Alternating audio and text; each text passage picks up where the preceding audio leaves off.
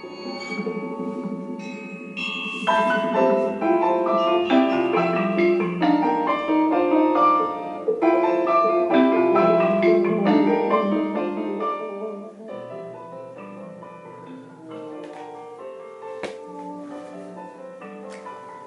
hello, hello.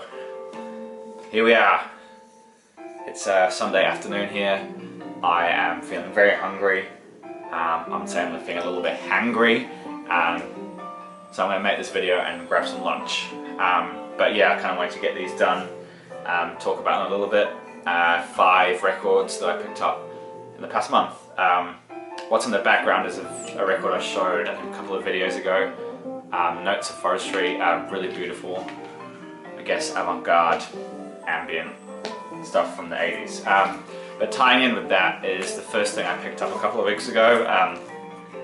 This album here, which I had no idea it had been reissued, obviously came out in 1985. This is the Light in the Attic reissue. I should say what it's called. It's called Green by Hiroshi Yoshimura. This is one of those ones that I discovered, like many people, through YouTube algorithms, and they kept popping up when I was sort of looking for ambient albums on YouTube. I fell in love with this via YouTube, and I'm really happy it had been reissued. I had no idea, so when I saw it on the store, I grabbed it straight away.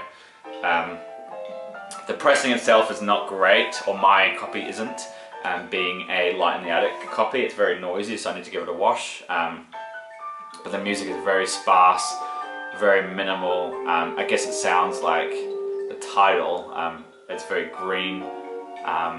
Yeah, really beautiful. I guess tones and textures, and the song titles all have names that reflect nature, like creek and feel, sleep, green, feet, street.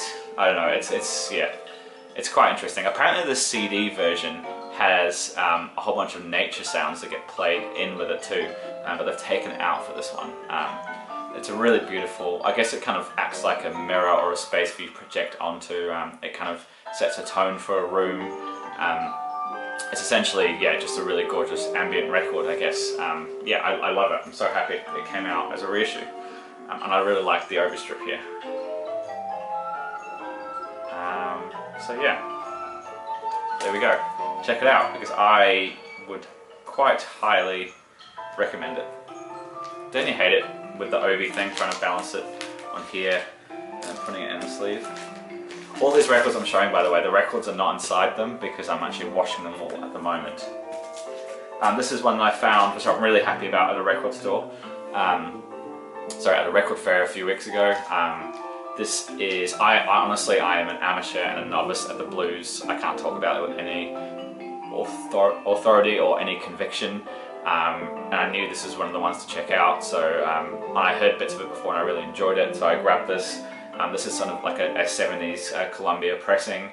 I know that he was born in like 1904 and this came out in 1965, so by this point he was a bit older and I guess more of a master even. I'd say that can be a good thing, not a bad thing. His voice does sound kind of raw and cracked, which lends itself to the music really well. The music is really raw and kind of dirgy, very intense. Yeah, it's really wonderful.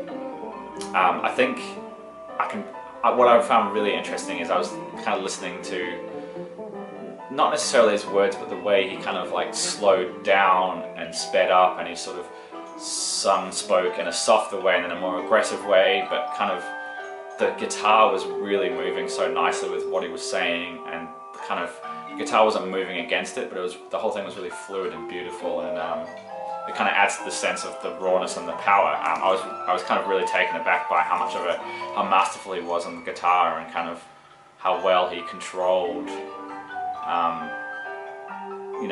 what he was doing, even though it's still very raw. I don't know, I was kind of in a trance really by the end of it, so yeah, I'm really happy I got that. Super cool. Switching to a more poppy album, or I would say this is kind of a perfect pop, a perfect indie rock album, which came out in 1988. This is something I've been wanting for a long time, but unfortunately for some silly reason They're expensive on the internet now, and this is 16 Lovers Lane by the Go-Betweens. This used to be around quite a lot, and now it's really disappeared.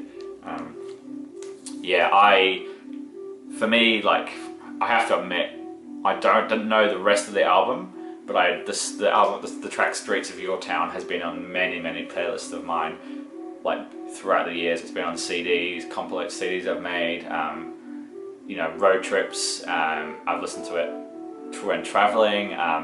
It's kind of a really magical song that I just play to everybody. I think it's a really special song, and I always thought I should just really check out the rest of the album, because I know, you know, people like Big Star Fred, you know, says this is a masterpiece, and yeah, he's absolutely right. It's a perfect pop album. It just sort of documents a relationship and the feelings of love, and the feelings of, you know, I guess it goes from the beginning of a relationship to the end of a relationship really well, and yeah, I don't know, it just yeah, it's super beautiful. Quiet Heart is definitely a highlight for me on here, and Clouds is really great. Yeah, I love this. I think this is an absolutely fantastic landmark record. Honestly, yeah, really happy. I know that's a big call. I've been sort of dipping back into Hüsker Dü lately, and sort of the bits I don't know so much. So I found a copy of Flip Your Wig. Again, I wasn't familiar with any of the tracks on here. This is them going into a more poppy direction. This came out a bit later, I think it was 1985. It's definitely more poppy. The songs are still very like strong and robust, and the guitar texture is still there, and it's still really fantastic. I really like the track Green Eyes, which is a really simple poppy song. I can see that a lot of people don't like this, but I understand that they're kind of taking that sound to a bigger audience. Yeah, the other track, which is probably a little bit more aggressive, is Divide and Conquer, which I really enjoy. But yeah, Flip Your Wig, Hüsker Dü. Jumping back to Australia, this is, I laugh at this because the amount of times I'd passed over this in Melbourne for like under $5, and I've had multiple people say to me, it's better than you think, you should just grab it, or it's quite good, and I just never did. I was given this by a friend, and I'm really actually quite surprised by how much I like it. This is Renee Geyer band, Ready to Deal. I guess you would just call it white soul or funky soul. Yeah, a really powerful voice, really tight playing. Some of the lyrics kind of are a bit, I don't know how well they sit with me, but it's she's sort of singing about falling in love or wanting a married man, and she's kind of pining and yearning after something she can't really have. You know, if feeling wrong is so right, like sort of stuff like that. It's quite funny. But yeah, I do really enjoy it. Funnily enough, last time I was in Melbourne pre-COVID, I could see she was playing a residency in a casino near where I was staying for like 3 months straight. But yeah, I don't know, I like this. This is definitely a keeper. I'm kind of very surprised. I mean, people did say it's better than you think, but I thought it was going to be absolutely terrible, so I thought it was kind of going to be below average, but it's actually kind of strongly above average. Yeah, I don't know. It was a pleasant surprise. Speaking of average, no. I haven't connected with this yet, even though it's been on my want list for many years, and I saw it's finally got reissued by the Real Gone label. It's come out in 1972. I think it's more of a reflection of where my ears are at when listening to it. I'm just kind of not feeling it at the moment. It's very funky, it's got lots of electric piano. It sounds a bit like Miles, I guess maybe more like Return to Forever or Electric Miles. There's lots of electric piano and there's lots of really funky type bass. I don't know, I'm just not connecting with it. I don't know, I was kind of expecting a little bit more, I think, because it's a very hyped record, and there's a few on the Black Jazz label that I think are a bit overhyped. But yeah, I think what it is I hadn't heard this. I've heard snippets here and there online, 30 seconds here and there, and I kind of have an album by Phil Woods. There's one really good Phil Woods record, and it's got Henry Franklin on it playing bass. And he's absolutely here on the album. He plays some amazing bass, whereas I think he gets a little bit lost in this, or I don't know. It could just be, I could listen to it next week and it could blow my mind and be a revelation. So, you know, don't take what I say as gospel.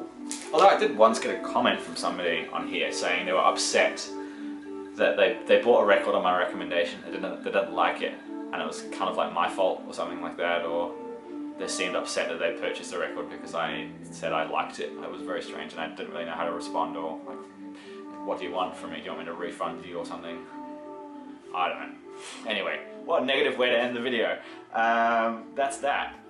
Bit of a mix there. I'm gonna grab some